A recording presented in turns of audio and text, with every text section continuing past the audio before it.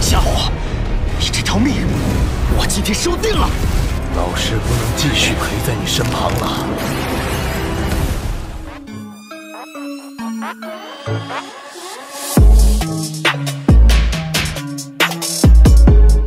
Halo para tetua, para pecinta Battle Through the Heavens dimanapun kalian berada.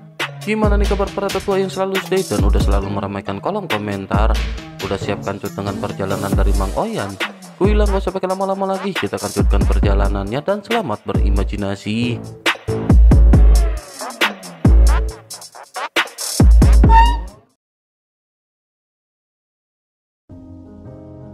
Cerita masih berkancut dengan Xiaoyan yang pada saat sebelumnya telah membahas mengenai situasi yang pada saat ini terjadi. Sementara itu Keyun pada saat ini segera berkata bahwa jika prajurit Xiaoyan ditambahkan dengan prajurit dari alam dewa kuno, kekuatan tempur mereka pada saat ini akan meningkat dengan pesat. Namun meskipun begitu, pertanyaan terpenting sekarang adalah di manakah inti Taiksu dan yang lainnya berada? Hanya Yang Mulia Ratu dan Pavilion Qianji yang memenuhi syarat untuk mengetahui lokasi ini. Xiaoyan pun mengangguk begitu Xiaoyan mendengar apa yang dikatakan oleh Keyun. Xiaoyan juga pada saat ini memutuskan untuk mengeluarkan beberapa informasi yang Xiaoyan ketahui mengenai Taiksu. Selanjutnya Xiaoyan berkata bahwa mereka semua sebaiknya pada saat ini beristri jahat untuk waktu sejenak. Xiaoyan akan memikirkan cara untuk mengetahui informasi situasi lanjutan dengan jelas. Belum terlambat bagi mereka untuk mengambil tindakan di masa depan dan mereka harus mengatur semuanya dengan pasti. Keyun dan yang lainnya mengangguk mendengar apa yang baru saja dikatakan oleh Xiaoyan. Keyun pun berkata jika begitu permasalahannya mereka akan menunggu kabar baik dari junior. Ia juga akan pergi dan menyusun pasukan terlebih dahulu. Ini pasti akan menjadi pertempuran yang brutal, oleh karena itu mereka harus bersiap sepenuhnya. Xiaoyan pun mengangguk dan Xiaoyan menyerahkan 50.000 orang kuat dari alam iblis keabadian kuno kepada Keyun untuk diatur. Selanjutnya mereka pada saat ini berpisah dan mengatur urusan masing-masing karena mereka harus bersiap dengan kemampuan masing-masing. Bukan waktunya bagi mereka pada saat ini untuk berbicara dari hati ke hati setelah lama tidak bertemu. Anggota tim Fearless juga pada saat ini kembali ke Xiao Mansion di alam dewa kuno. Sementara itu Xiaoyan pada saat ini segera menyapu jiwanya ke sekeliling dan Xiaoyan menyadari sesuatu. Dapat dikatakan pada saat ini ada aura kuat yang tak terhitung jumlahnya yang benar-benar cukup kuat. Ini merupakan tekanan yang dapat dipancarkan hanya oleh seseorang yang berada di tingkat keabadian para dewa.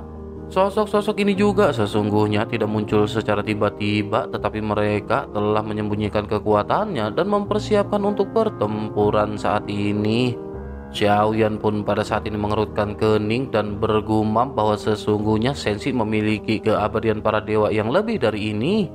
Namun yang membuat Xiaoyan bingung adalah mengapa mereka pada akhirnya tidak mau bergabung dan melindungi dunianya sendiri. Xiaoyan merasa sedikit sedih sejenak sebelum akhirnya Xiaoyan mengesampingkan permasalahan ini. Selanjutnya Xiaoyan memutuskan untuk mengasingkan diri dan Xiaoyan segera mengeluarkan batu giok khusus atau Suyu. Xiaoyan pada saat ini segera berbicara kepada nomor 1 bahwa Xiaoyan ingin segera bertemu dengan Qi sendirian. Bersama dengan hal tersebut, di bagian tertentu di kehampaan Laut Timur ada 2 bintang sampah yang pada saat ini sedang bergerak perlahan. Jika diperhatikan dengan teliti dapat dilihat bahwa ada sesosok di depan 2 bintang yang tak berguna ini. Sosok ini menarik rantai yang mengikat bintang tersebut dan terus-menerus menariknya. Sosok ini adalah klon dewa asli Xiaoyan yang terus-menerus menarik bintang dengan tujuan agar kekuatannya habis. Selama periode waktu ini, Xiaoyan juga bertemu dengan para prajurit Taiksu yang berpatroli, namun semuanya telah dihancurkan oleh Xiaoyan. Tujuan Xiaoyan pada saat ini bertemu dengan Qi juga adalah untuk melihat apakah Xiaoyan bisa mendapatkan ramuan untuk memulihkan Qi dan darah klon dewa asli. Sementara itu, kembali ke alam dewa kekacauan, terlihat ada 2 sosok di platform batu. Qi pada akhirnya bertemu dengan Xiaoyan dan Xiaoyan telah menyatakan keinginannya kepada Qi. Qi balik bertanya apakah Xiaoyan benar-benar membutuhkan ramuan untuk memulihkan Qi dan darah. apakah Xiaoyan pada saat ini menginginkan resep atau bahan obat. Xiaoyan sedikit mengangguk dan berkata bahwa Xiaoyan membutuhkan resep yang bisa digunakan oleh Xiaoyan. Qi pun seketika mengangguk dan berkata bahwa ia akan memberikannya kepada Xiaoyan nanti. Xiaoyan segera mengucapkan terima kasih kepada Qi dan Xiaoyan berkata bahwa Xiaoyan akan menyempurnakan lebih banyak ramuan sebagai imbalan atas hal ini. Qi pun mengangguk dan tampaknya sosoknya sangat puas dengan apa yang dilakukan oleh Xiaoyan. Meskipun Qi tidak berbicara terlalu banyak kepada Xiaoyan, ia pada akhirnya menyetujui kesepakatan yang diusulkan oleh Xiaoyan. Jelas sekali Qi sangat puas dengan ramuan yang dimurnikan oleh Xiaoyan karena tidak hanya kualitasnya yang terjamin, tetapi bahkan melebihi ekspektasinya. Setelah keduanya menyelesaikan bisnis, Xiaoyan pada akhirnya segera keluar dari alam dewa kekacauan. Setelah beberapa saat, Yi pada akhirnya segera mentransfer resep ramuan ke dalam suyu milik Xiaoyan. Setelah Xiaoyan mendapatkan resep bahan obat, Xiaoyan pada saat ini menghela nafas lega. Kekuatan spiritual Xiaoyan segera menyapu selip batu giok dan Xiaoyan segera mempelajari metode ini. Setelah beberapa saat, Xiaoyan mengerutkan kening karena bahan-bahan obat yang dibutuhkan tidak mudah untuk ditemukan. Di antaranya ada Ganoderma berumur 100.000 tahun. Ada juga beringin darah berumur 10.000 tahun dan Xiaoyan menemukan banyak bahan-bahan langka. Selanjutnya Xiaoyan segera memeriksa stok bahan obat yang dimiliki oleh Xiaoyan dan Xiaoyan kembali mengerutkan kening. Xiaoyan merasa pusing karena Xiaoyan hanya menemukan beberapa bahan obat yang Xiaoyan miliki. Xiaoyan pun bergumam di manakah Xiaoyan dapat menemukan bahan obat lainnya. Begitu Xiaoyan memikirkan hal ini, Xiaoyan teringat bahwa secara logika seharusnya ada bahan obat yang disimpan di alam dewa kuno. Begitu Xiaoyan memikirkan hal ini, Xiaoyan pada akhirnya teringat pada senior Ye Feiyu. Tanpa banyak penundaan lagi, Xiaoyan segera menemukan Ye Feiyu dan Xiaoyan segera memberitahu tujuannya. Ye Feiyu pun segera mengangguk dan tanpa banyak penundaan lagi segera mengajak Xiaoyan ke pavilion bahan obat. Pada akhirnya keduanya sampai di pavilion yang sangat besar dan begitu mereka masuk, aroma bahan obat pada saat ini benar-benar melonjak membuat mata Xiaoyan terbelalak. Pavilion pemurnian obat ini merupakan bangunan melingkar dan dibagi menjadi platform lingkaran. Ada banyak alkemis yang duduk bersila di setiap posisi dan terus-menerus menyempurnakan ramuan. Ye Feiyu pada saat ini berkata kepada Xiaoyan agar junior jangan kaget. Setelah pertempuran dengan Taixu dimulai, ramuan adalah persediaan pertama bagi mereka. Pemurnian ini diutamakan untuk membentuk ramuan penyembuhan di dalam pertempuran. Sekarang semua orang bekerja keras untuk memurnikan setiap obat yang dibutuhkan di dalam pertempuran. Adik junior bisa melihat bahwa keterampilan alkemis mereka tampak begitu spektakuler. Xiaoyan melihat ke sekeliling dan Xiaoyan mengangguk melihat teknik para alkemis yang ternyata sangat konsisten. Mereka tampak seperti berasal dari keluarga yang sama dengan teknik pemurnian yang sama. Xiaoyan pun berkeliling dan dengan hati-hati memperhatikan metode yang mereka lakukan dalam proses pemurnian. Namun tiba-tiba pada saat ini teriakan terkejut tiba-tiba datang ke arah Xiaoyan ketika berkata, "Bukankah ini adalah guru?" Banyak sosok yang seketika menoleh dipenuhi dengan rasa hormat ketika menatap ke arah Xiaoyan. Mereka yang sedang beristri jahat segera menghampiri Xiaoyan dan menangkupkan tangannya ke arah Xiaoyan. Xiaoyan pada saat ini sedikit terkejut, tetapi Xiaoyan segera teringat adegan ketika Xiaoyan memurnikan ramuan yang ditampilkan oleh Yang Mulia Ratu.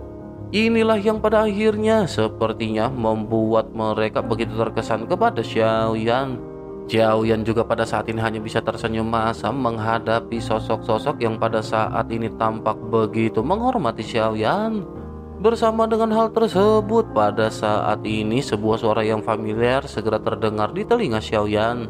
Suara tersebut berkata, apakah Xiaoyan benar-benar tidak mengenali gurunya? Xiaoyan tiba-tiba menoleh dan menatap ke arah Yao Lao yang pada saat ini penampilannya tampak terlihat muda. Xiaoyan tanpa sadar bertanya apakah ini benar-benar guru. Yao Lao dengan sedikit mengerutkan kening berkata apakah Xiaoyan benar-benar tidak bisa mengenalinya sebagai seorang guru. Ia hanya berdandan sedikit dan penampilannya yang muda dan tampan sepertinya lebih cocok baginya sebagai seorang guru. Xiaoyan pada saat ini sedikit mengerutkan kening karena sekilas memang agak sulit untuk membedakannya. Ketika Xiaoyan bertemu dengan Yao Lao selalu terlihat seperti orang tua. Kemudaannya yang tiba-tiba ini juga tentu saja membuat Xiaoyan sulit untuk menerimanya sementara waktu. Xiaoyan pada saat ini hanya bisa menghela nafas sebelum akhirnya Xiaoyan sedikit berbincang-bincang melepas rindu. Selanjutnya Xiaoyan pada akhirnya segera bertanya kepada Yao Lao apakah guru memiliki bahan obat yang dibutuhkan oleh Xiaoyan. Yao Lao pada saat ini tersenyum dan berkata bahwa ia pada saat ini bisa menanyakan apapun kepada Yao Lao.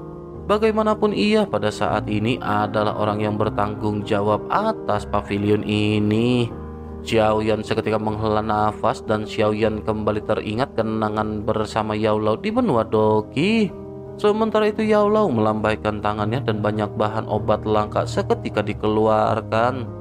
Melihat hal ini Xiaoyan seketika terkejut karena bahan obat yang diperlukan oleh Xiaoyan berada di hadapannya.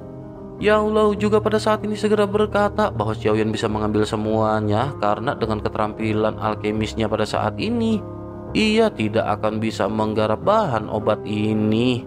Oleh karena itu tidak ada gunanya bagi Yao Lao menyimpan bahan obat ini.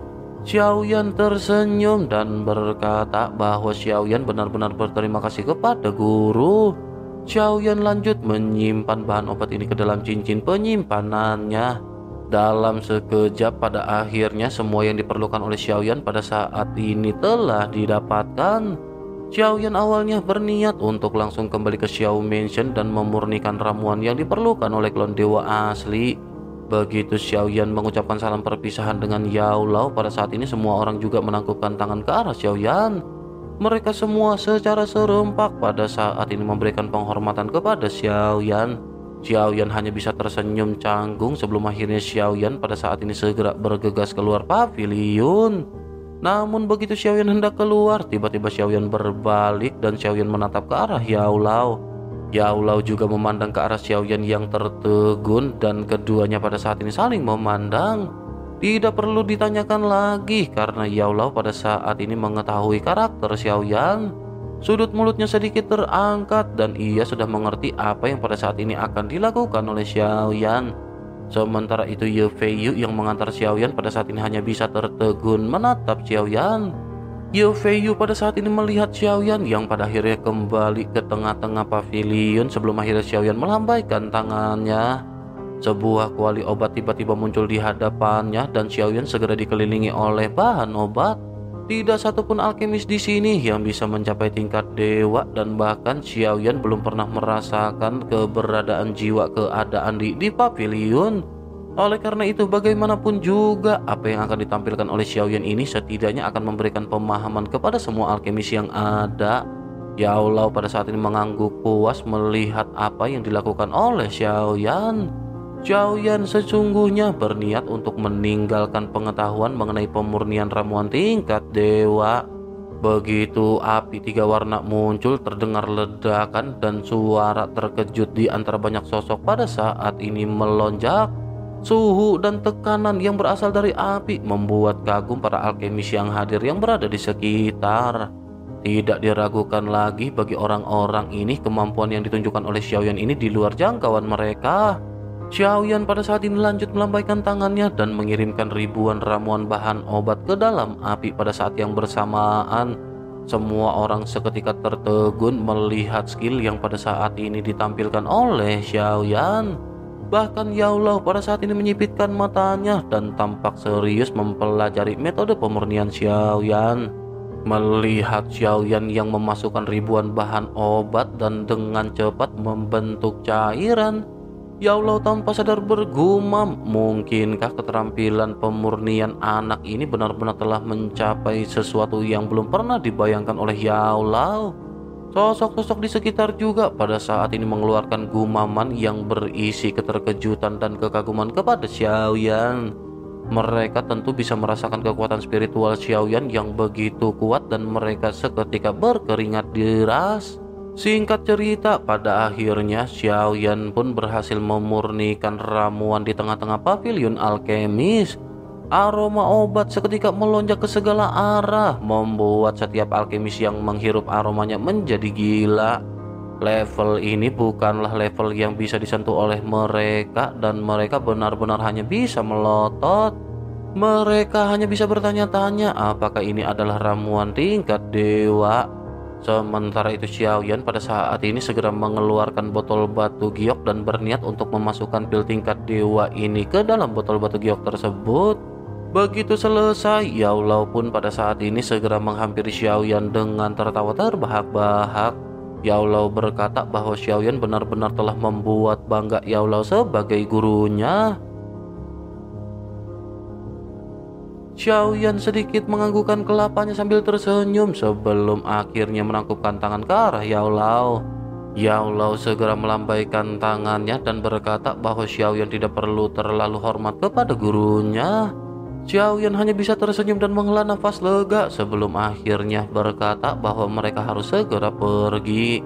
Setelah Xiaoyan menyempurnakan pil ini, Xiaoyan pada akhirnya benar-benar meninggalkan pavilion pemurnian bahan obat. Setelah Xiaoyan pergi, sorak-sorai terdengar di pavilion alkemis dan jelas sekali bahwa setiap alkemis yang hadir mendapatkan banyak manfaat dari pengamatan pemurnian Xiaoyan. Kembali ke Xiaoyan yang pada akhirnya kembali ke Xiao Mansion dan di waktu berikutnya Xiaoyan sepenuhnya mengabdikan dirinya pada proses pemurnian. Terkecuali dari pil King Xuan Tianbu yang ditujukan untuk klon dewa asli, Xiaoyan juga menyempurnakan 3 ramuan yang dia kerjakan untuk Qi. Di tengah-tengah proses pemurnian, Xiaoyan juga pada saat ini bergumam bahwa Xiaoyan masih perlu menemukan klon dan membiarkannya tinggal di Taman Lingpu. Xiaoyan harus mengolah bahan obat ini dengan hati-hati karena ini pasti akan meningkatkan pemurnian obat Xiaoyan. Xiaoyan pada akhirnya lanjut membalikkan telapak tangannya dan ada 5 item di kotak batu giok. Setelah Xiaoyan berhasil memurnikan ramuan, salah satu ramuan yang dimurnikan oleh Xiaoyan adalah King Xuan Tianbu. Ini adalah pil yang ditujukan untuk klon dewa asli untuk mengisi kembali ki dan darahnya yang telah habis. Selain itu, dengan proses pemurnian ini juga Xiaoyan mendapatkan manfaat bagi tubuh aslinya. Xiaoyan bergumam bahwa tanpa bantuan obat mujarab, Xiaoyan sudah bisa dengan jelas merasakan kemajuan energi dan darah dari tubuh Xiaoyan. Latihan keras ini sangat berguna dan ditambah dengan kecepatan pemulihan obat mujarab ini, Xiaoyan mungkin akan bisa selangkah lebih dekat ke alam dewa kuno. Setelah mempersiapkan semuanya, Xiaoyan pada akhirnya memutuskan untuk bergegas menemui klon dewa asli. Xiaoyan berpamitan kepada semua orang. Xiaoyan menjelaskan maksud dan tujuannya dan Ke Yun serta yang lainnya pada saat ini hanya bisa mengangguk. Bagaimanapun mereka semua memiliki kepercayaan penuh dengan apa yang dilakukan oleh Xiaoyan. Xiaoyan pada akhirnya segera bergerak berubah menjadi kilatan pelangi ke dalam kehampaan. Xiaoyan juga menepuk batu giok tersembunyi di pinggangnya dan aura Xiaoyan seolah-olah menghilang seketika. Sementara itu di kehampaan laut lainnya tampak terlihat banyak prajurit Taixu yang sedang bercokol. Di tengah-tengah sebuah dewa Taixu yang besar, pada saat ini terlihat ada sosok yang mulia Ratu dan Xuan King. Keduanya pada saat ini tampak terdiam dan tampaknya mereka telah selesai melakukan perbincangan. Xuan King pada saat ini bertanya kepada Yang Mulia Ratu, mengapa Yang Mulia Ratu tidak pergi? Mengapa ia tetap tinggal di sini dan apakah sesungguhnya yang diinginkan oleh Yang Mulia Ratu? Yang Mulia Ratu pada saat ini segera berkata bahwa ia masih belum ingin pergi. Selain itu, karena Xuan King telah mengundang Yang Mulia Ratu ke sini, mengapa ia harus pergi dengan begitu cepat dari tempat ini? Xuan King pada saat ini benar-benar sangat bingung dan sosoknya hanya bisa tersenyum tanpa daya. Sementara itu Yang Mulia Ratu pada saat ini kembali berkata bahwa ia hanya akan pergi ketika seseorang datang menjemputnya. Xuan King dengan ekspresi penuh percaya diri segera berkata, apakah ada orang yang berani masuk ke interior Taixu ini? Kecuali Yang Mulia Ratu mengirimkan orang kuat di langkah kelima keabadian para dewa, tidak akan ada yang berani datang ke sini dan tidak akan ada yang bisa datang ke sini. Yang Mulia Ratu pada saat ini dengan ekspresi acuh tak acuh berkata, jika begitu permasalahannya maka tugas mereka hanya perlu menunggu. Orang itu pasti akan segera datang untuk menjemput Yang Mulia Ratu. Xuan King pada akhirnya dengan sedikit bingung bertanya siapakah orang itu dan mungkinkah itu adalah Yang Mulia? Yang Mulia Ratu dengan singkat menjawab bahwa ia juga tidak tahu. Xuan King pada saat ini tampaknya benar-benar tidak ingin lagi banyak cincong dengan Yang Mulia Ratu dan memutuskan untuk pergi. Tidak lama setelah Xuan King pergi, sesosok tubuh pada saat ini seketika muncul. Suara yang dalam pada saat ini segera terdengar ketika sosok tersebut menyebut nama Yang Mulia Ratu dengan panggilan Nanfu. Yang Mulia Ratu tidak tampak terkejut ketika melihat sosok yang muncul di hadapannya. Bahkan Yang Mulia Ratu pada saat ini meledik sosok yang muncul dengan berkata bahwa ternyata ini adalah orang tua yang membosankan. Sosok yang baru saja muncul pada akhirnya berjalan perlahan sambil bertanya mengapa Nanfu masih bersikap sama. Tidak bisakah ia membuat orang lain merasa lebih nyaman ketika mereka berbincang-bincang? Pria ini mengenakan jubah naga emas hitam dengan mahkota emas di kelapanya. Ia memperlihatkan auranya yang luar binasa dan orang ini tidak lain dan tidak bukan adalah Suqian Taiyi. Melihat kemunculan Suqian Taiyi, Yang Mulia Ratu mengangkat bahu dan berkata sebaiknya ia berbicara dengan jujur dan tanpa banyak basa-basi apa yang ia inginkan pada saat ini. Suqian Taiyi pada saat ini sedikit mengerutkan kening dan balik bertanya mengapa ia berada di sini. Apakah ia benar-benar telah dijebak oleh anaknya? Yang Mulia Ratu tersenyum sinis dan berkata bahwa anak Suqian Taiyi lebih pintar darinya. Tetapi pada saat ini Yang Mulia Ratu bukan telah dijebak oleh anaknya. Suqian Taiyi pada saat ini melirik ke arah cangkir teh yang terisi di atas meja. Kelopak mata Suqian Taiyi sedikit bergerak. Jika diperhatikan lebih dekat, sesungguhnya ada sedikit ketakutan di kedalaman mata Suqian Taiyi. Suqian Taiyi mengira Xuan King menangkap Yang Mulia Ratu dan memenjarakannya di tempat ini. Sosoknya pada akhirnya mendekati Yang Mulia Ratu dan berkata sebaiknya mereka pergi karena Suqian Taiyi akan membawanya keluar dari tempat ini. Yang Mulia Ratu menggelengkan kelapanya dan menjawab dengan santai bahwa ia tidak akan pergi. Suqian Taiyi dengan penuh kebingungan segera bertanya mengapa seperti itu. Sementara itu di sisi lain di kehampaan laut timur, Xiaoyan sendiri berubah menjadi kilatan pelangi dan langsung menuju ke arah lokasi klon dewa asli. Xiaoyan bergumam bahwa Xiaoyan berpikir Yang Mulia Ratu akan baik-baik saja. Masih belum terlambat baginya untuk menunggu sampai kekuatan klon dewa asli Xiaoyan meningkat sedikit lagi. Dari kejauhan, Xiaoyan sudah menyaksikan klon dewa asli menyeret 2 bintang limbah besar. Xiaoyan pun kembali bergumam, mari mereka melihat apakah pil yang Xiaoyan murnikan dapat memenuhi harapan Xiaoyan. Begitu Xiaoyan mendekat, Xiaoyan melambaikan tangannya dan botol batu giok berisi pil King Xuan Tianbu segera terbang ke tangan klon dewa asli. Energi dan darah klon dewa asli hampir mencapai batasnya pada saat ini dan kecepatannya menyeret limbah bintang juga menjadi semakin lambat. Klon dewa asli pun meletakkan rantai di tubuhnya dan sosoknya segera terbang mendekati bintang sampah. Selanjutnya ia pada saat ini membuka mulutnya dan melemparkan pil tersebut ke dalam mulutnya. Dalam sekejap seluruh tubuh klon dewa asli diselimuti oleh perasaan sejuk. Energi dan darah yang terkuras tidak terisi secara instan tetapi pulih dengan kecepatan yang lambat. Xiaoyan seketika tersenyum dan berkata sebenarnya yang membuat tubuh ini lebih kuat bukanlah habisnya ki dan darah. Sesungguhnya pemulihan setelah penghabisan seluruh kekuatan dan ki dan darah adalah kunci pertumbuhan tubuh dari klon dewa asli. Begitu Xiaoyan melihat adegan ini, Xiaoyan kembali teringat pada perasaan ketika Yao Lao menggunakan pil untuk meningkatkan kekuatan Xiaoyan di benua Doqi. Ingatan ini langsung membangkitkan inspirasi Xiaoyan. Xiaoyan pun segera mengangkat tangannya dan sebuah lubang besar muncul di bintang limbah. Selanjutnya lubang tersebut diisi dengan air dari bintang limbah ini.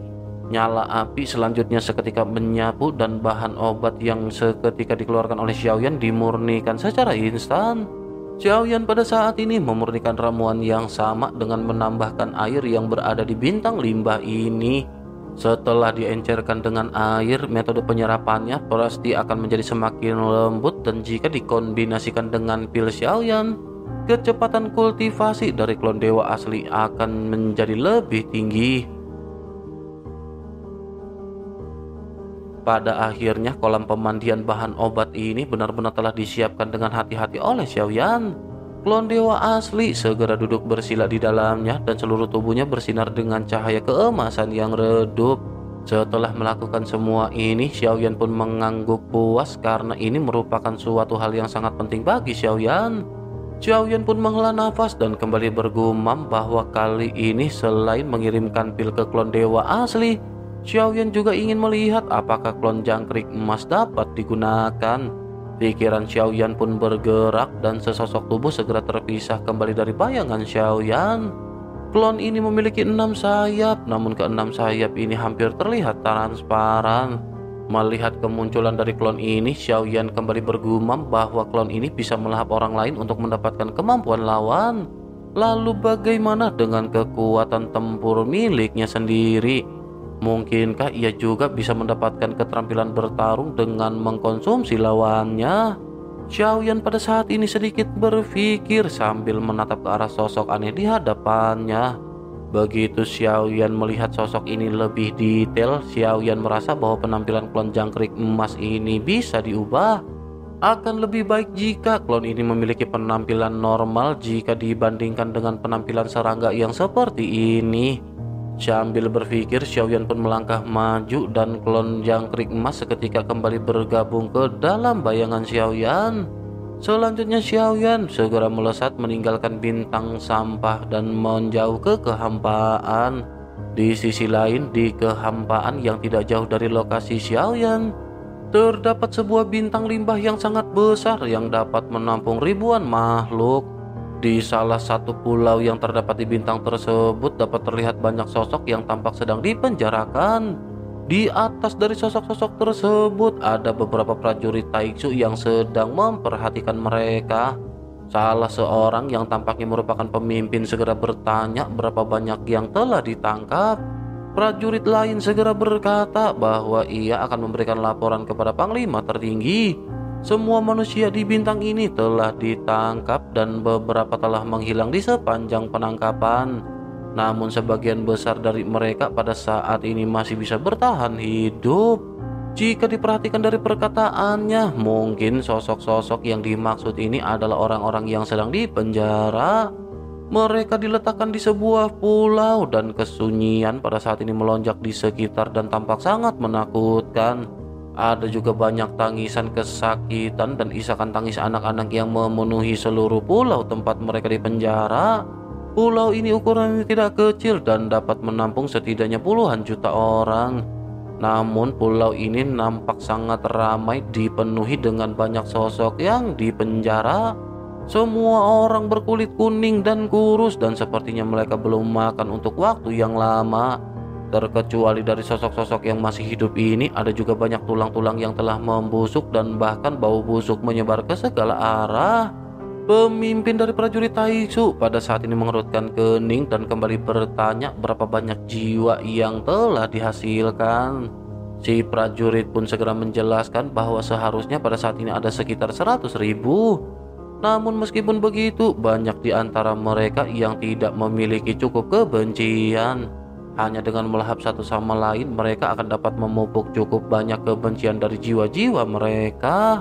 Pemimpin Taixu pun seketika mengangguk dan berkata bahwa 100.000 saja tidak cukup. Ada ratusan juta orang dan mengapa hanya ada 100.000 jiwa yang mengandung kebencian?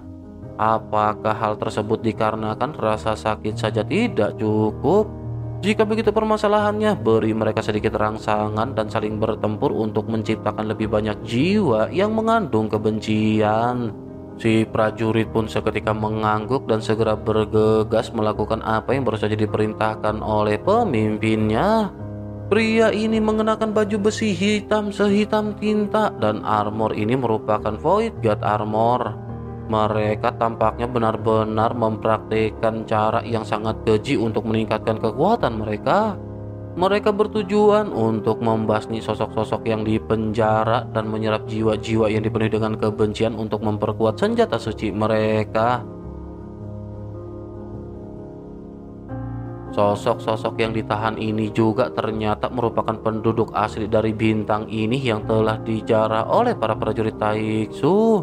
Sementara itu di lautan kehampaan, Xiaoyan pada saat ini masih bergerak maju dengan menggunakan kompas. Xiaoyan masih menggunakan batu giok tersembunyi dan dengan begitu aura Xiaoyan tidak dapat dilacak. Begitu Xiaoyan melewati satu bintang besar, tubuh Xiaoyan pada saat ini tiba-tiba membeku. Alis Xiaoyan sedikit berkerut sebelum akhirnya Xiaoyan sedikit berbalik. Xiaoyan lanjut berubah menjadi kilatan pelangi dan langsung menuju ke arah bintang besar tersebut. Xiaoyan juga bergumam bahwa energi kematian ini benar-benar begitu kuat. Xiaoyan pada saat ini ingin melihat apakah sesungguhnya yang menyebabkan energi kematian bintang ini bisa menembus kehampaan. Sementara itu di kedalaman bintang pada saat ini si pemimpin Taiksu kembali mulai berbicara kepada bawahannya. Dia berkata bahwa mereka harus mengumpulkan semua jiwa yang dipenuhi dengan kebencian secepat mungkin. Jika tidak, Tuan Taiksu akan datang dan jika mereka tidak bisa menyerahkan jiwa-jiwa ini, mereka akan mendapatkan hukuman dan berakhir dengan kematian. Teruslah ikut campur tangan dalam menciptakan lebih banyak jiwa-jiwa yang dipenuhi dengan kebencian. Pada akhirnya banyak sosok yang pada saat ini segera bergegas untuk segera menyiksa sosok-sosok yang dipenjara. Jeritan pada saat ini kembali semakin melonjak dan kesedihan benar-benar meliputi semua orang. Di seluruh bintang ini tidak ada satupun sosok kuat yang bisa bertahan di bawah tekanan dari para prajurit Taiksu. Bersamaan dengan hal tersebut, tiba-tiba sebuah suara terdengar di antara banyak sosok yang berada di sekitar. Suara tersebut bertanya apakah mereka semua adalah orang-orang yang bertanggung jawab atas bintang ini. Begitu suara ini keluar, suara ini membawa tekanan yang kuat yang mengejutkan semua orang dari Taiksu. Mereka semua seketika berbalik menatap ke arah sumber suara dengan penuh keterkejutan. Mereka menatap ke arah sosok kurus yang berdiri tegak dengan tidak ada fluktuasi yang terasa di tubuhnya. Namun meskipun begitu, tekanan yang kuat pada saat ini membuat sosok-sosok ini tanpa sadar berlutut ke tanah. Hanya seorang yang merupakan langkah kelima keabadian Kaisar yang merupakan pemimpin di sini yang berani menatap ke arah Xiaoyan yang baru saja muncul. Sosoknya pada saat ini segera bertanya siapakah sosok ini. Mendengar apa yang dikatakan oleh sosok tersebut, Xiaoyan pada saat ini tersenyum sinis.